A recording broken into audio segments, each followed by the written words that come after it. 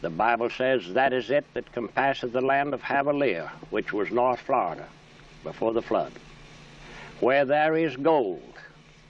And the gold of that land is G-O-O-D.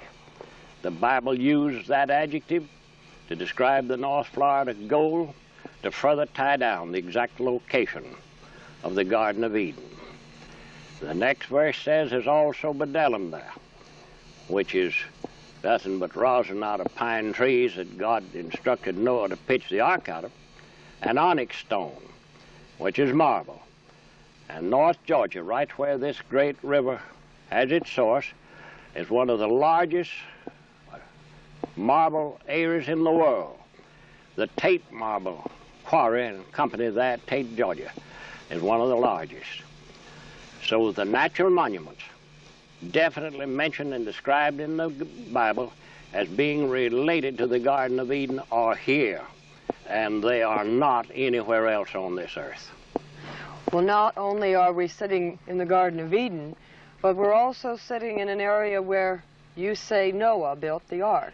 Noah built the ark out of gopher wood, which God selected himself for him to build it out of. Is this the only place that you know of? This is the only place on this earth where it has ever grown. It's the most peculiar wood on earth. You can take a piece of it the size of this match when it's green. You can't break it. You can twist it and turn it. It's the lightest wood on earth. I have had its fibers, its structure, its every phase of it chemically analyzed. There's no other wood on earth like it. It's the lightest. And Noah built the ark out of wood not very far from where you and I are sitting here at Torrey State Park. It was loaded, and then it floated 5 months and landed on Mount Ararat, where we know definitely that it's now embedded in the ice. Now there are four rivers that are necessary for the Garden of Eden. What are the four rivers here? The river went out of Eden to water the garden, says the 2nd chapter of Genesis, and it parted and became into 4 heads. The Pison, the Gison, the Hiddekel, and the Euphrates. That is the only 4-head river system on this earth. When the idea or the notion or the belief that the Garden of Eden was somewhere else or over in Europe or in Africa or someplace over there, the Western Hemisphere was unknown. They did not know that the continent existed west of the Atlantic Ocean. Therefore, they couldn't search this continent along with the others to find the river of 4 heads and these other great natural monuments which the Bible said was related to the Garden of Eden. It came my pleasure and my responsibility and my duty to search the North American continent and definitely point out the same bare natural monuments that the Bible relates.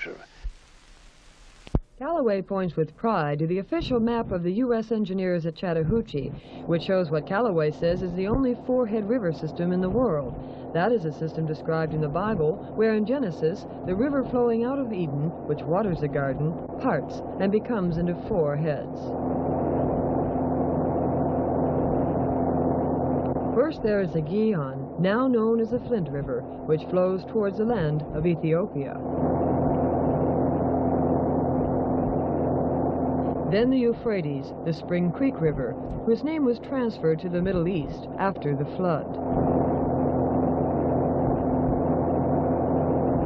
The Hiddekel River is Fish Pond Creek River, which borders the land of ancient Assyria. And finally, the last of the 4 rivers, the wide and lovely Pison, the Chattahoochee, today a river of trade and commerce. The Apalachicola seems an unlikely name for the river flowing through Eden, but here, according to Callaway, is the heart of the garden. This peaceful river is the life source of the lush vegetation of the original habitat of the first man and woman. According to Callaway, the names of these rivers and the land surrounding them were transferred to the other side of the world when, after floating in the Ark for 40 days and 40 nights, Noah and his family landed on Mount Ararat in Turkey. The legend of the Bountiful Garden, too, was transferred to the Middle East, where archaeologists have searched in vain for a four-head river system, such as described in the Bible.